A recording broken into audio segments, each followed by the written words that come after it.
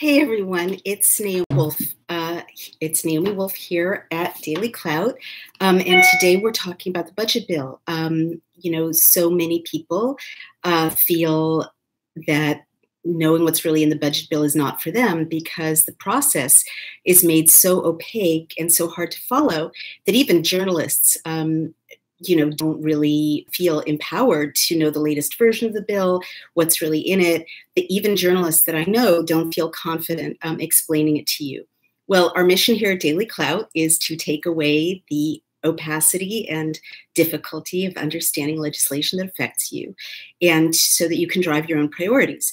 So Isaiah Thompson, our policy analyst at Daily Clout, broke down the budget bill and read it.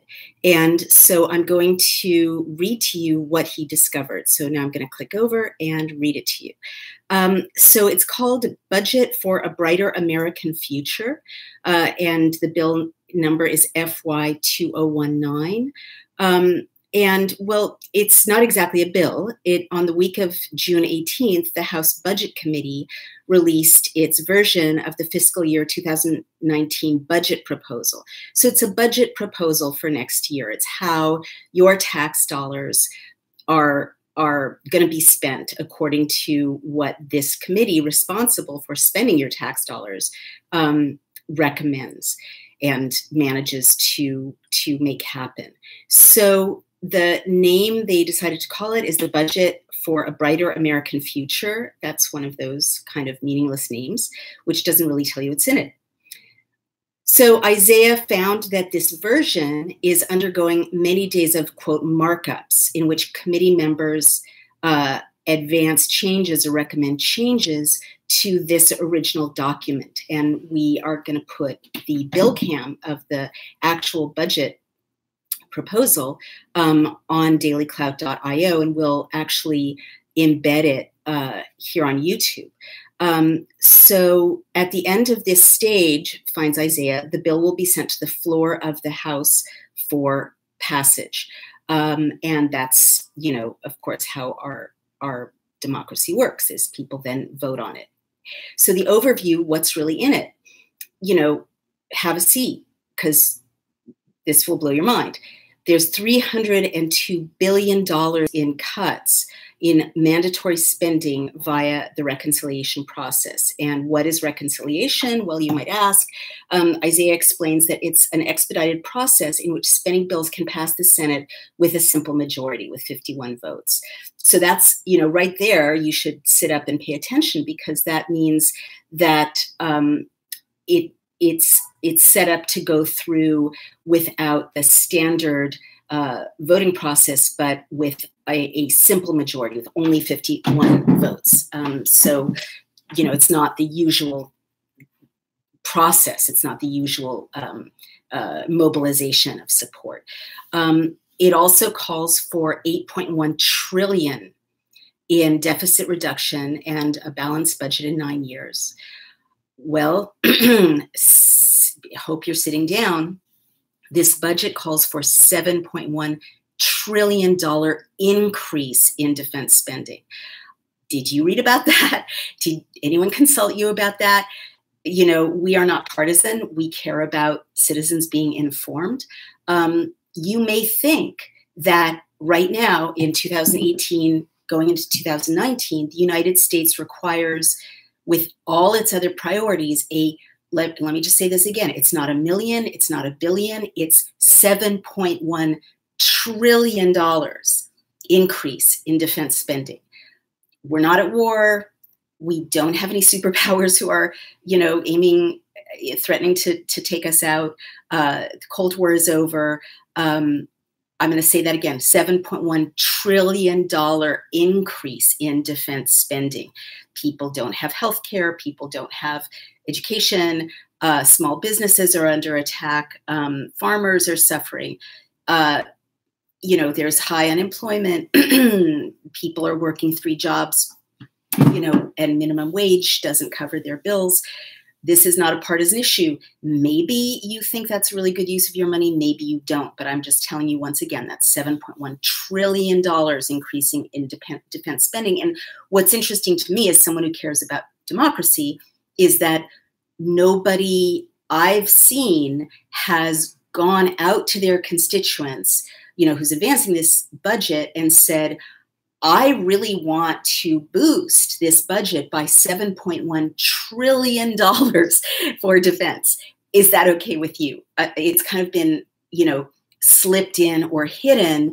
And as I always say to you, as Isaiah and I and Nisha and the whole team here at Daily Cloud read these bills every week, so much of what you're asked to pay attention to in the news is a distraction for what's happening right here with these bills being passed. There's been a lot of uproar, a lot of, news this week about, and it's important news about the summit and, certainly important news about ICE and certainly important news about kids being separated from their parents.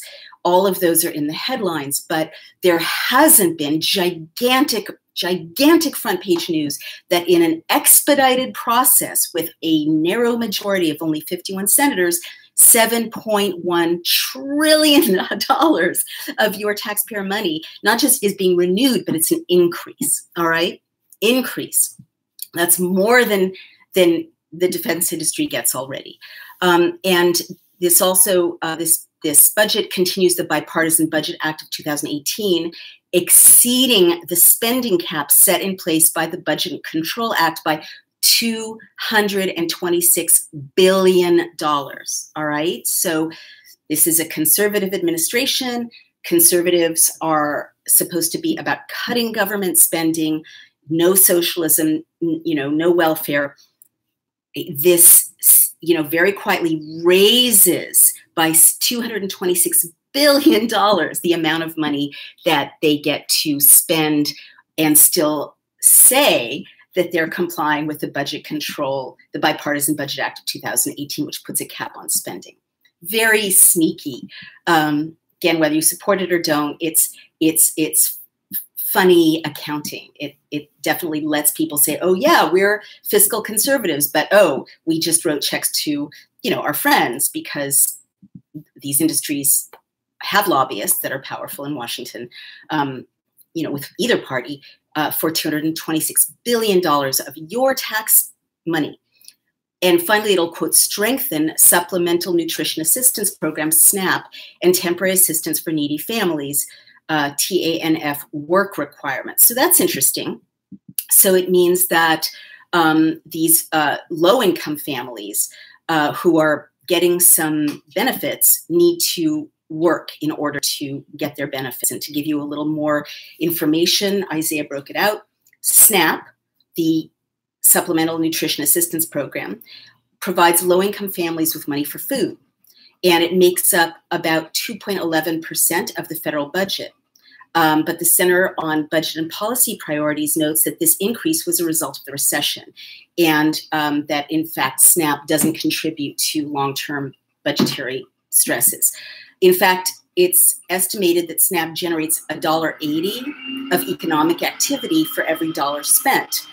So those are, third-party analysts say that those funds are actually savings for the American people, because if you spend $1 on feeding a family that is hungry, you empower that family to make back $1.80 of economic activity.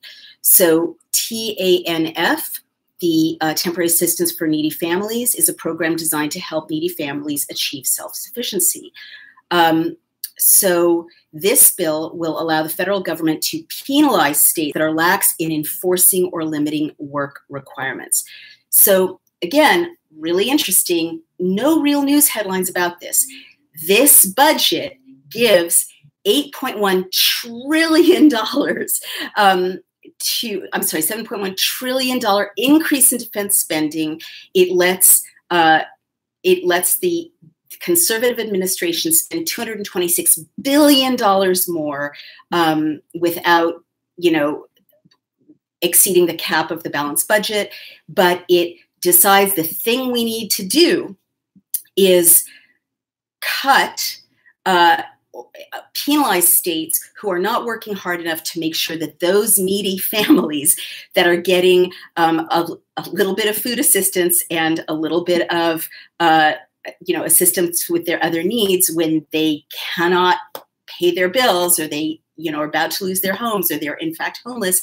Those people, have to be working harder. And if they're not working harder, we are going to penalize those states. All right. So you may well feel that needy families should work harder, should be, engaging in seeking jobs or doing work requirements or picking up trash along the highway or whatever the program is in that state to get that money to bring home food for their kids, or to, help meet their own budget needs by the end of the month. But I haven't seen big news about this, that the big priority in this bill in terms of policy is to make sure that every state is making sure that those needy families are working, or the parents of those needy families are working. And then if the states are not rigorous enough, to punish the states.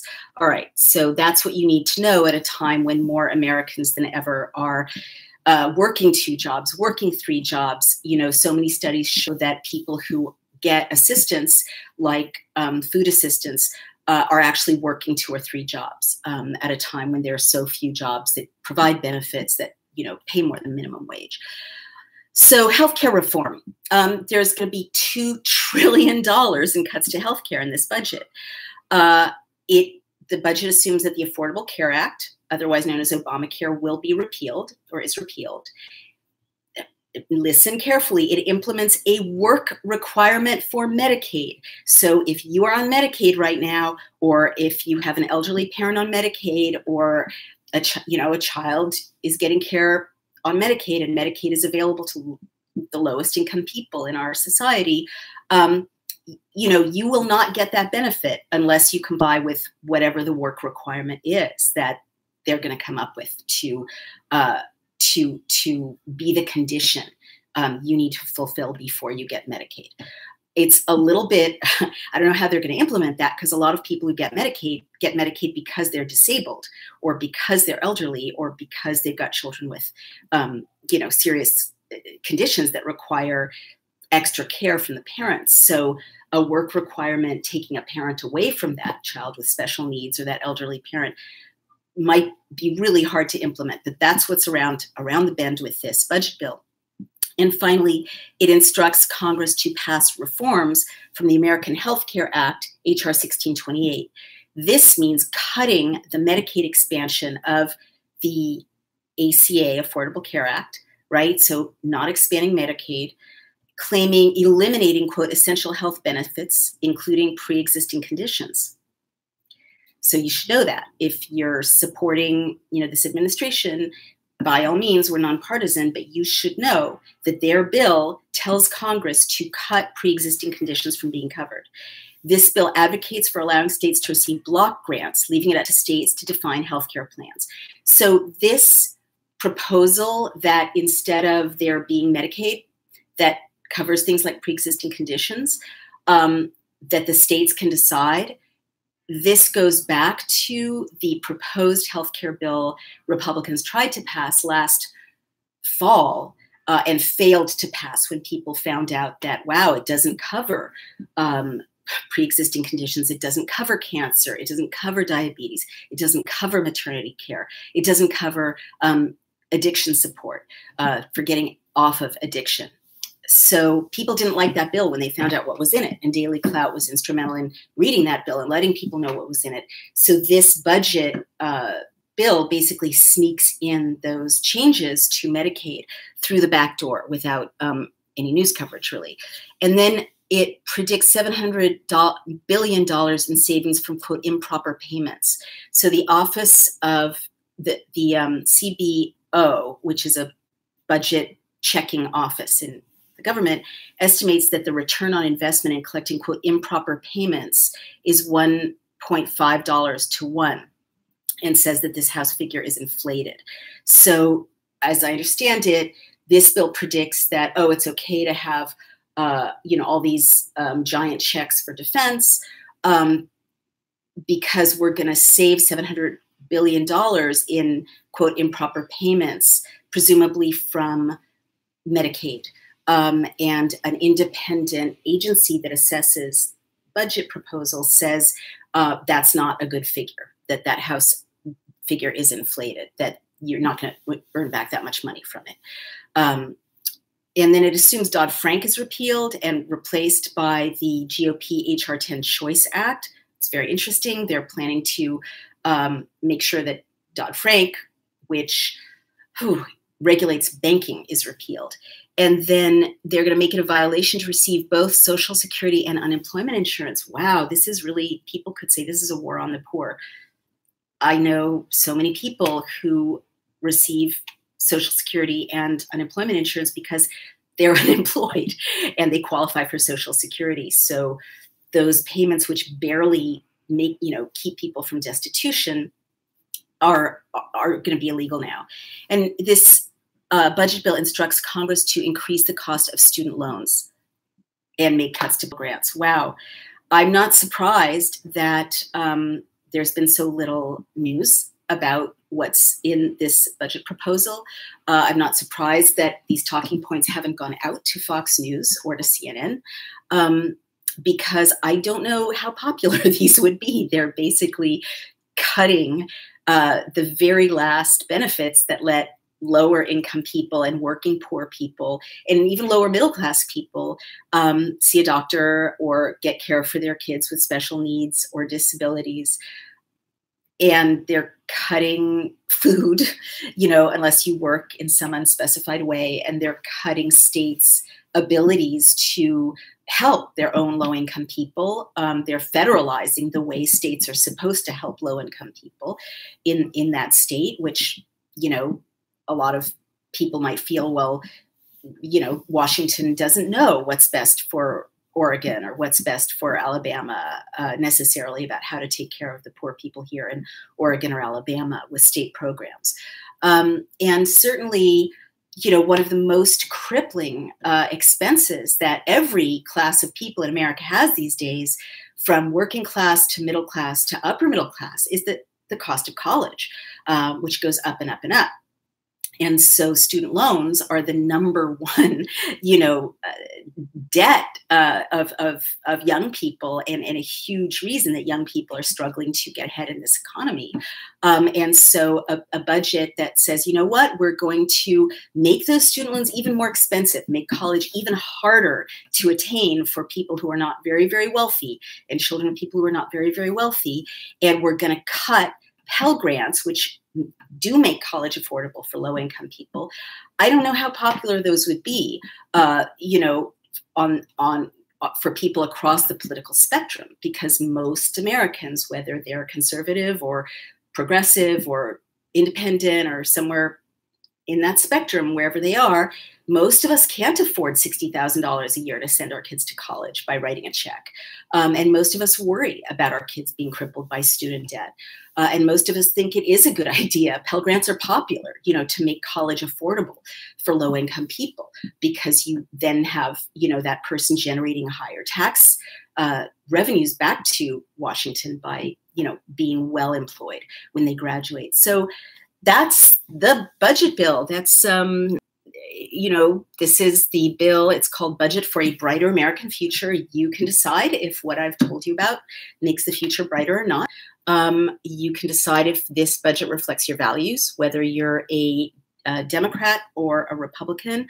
And, you can have your say. We'll embed the actual bill on Daily Clout. And you can, read the bill. You can tweet the bill to your representative. You can tweet it to the bill sponsor, or to the people on the committee, I should say. And you can share it with social media. If you have friends who are on Medicare or Medicaid, share it with them and let them know that it's going to cut their Medicaid. If you have friends who rely on Social Security and Medicaid, or who rely on Social Security, share it with them. If you, have a child with student loan, share it with that child. You have a say. It is not yet the law of the land. You can lobby and let your neighbors know, let your friends know, let your networks know what is in this bill. If you think we need $7.1 trillion more, for defense spending, mobilize your networks and make sure that passes. If you think that's too much for a nation that's at peace, mobilize your networks. But this is Naomi Wolf. It's the budget bill. It's Daily Cloud, and we're here to keep you informed. Please support us in this reporting, because we are never owned by corporate money, so we're free to tell you what's really in those bills. Thank you so much, and please subscribe to us on YouTube.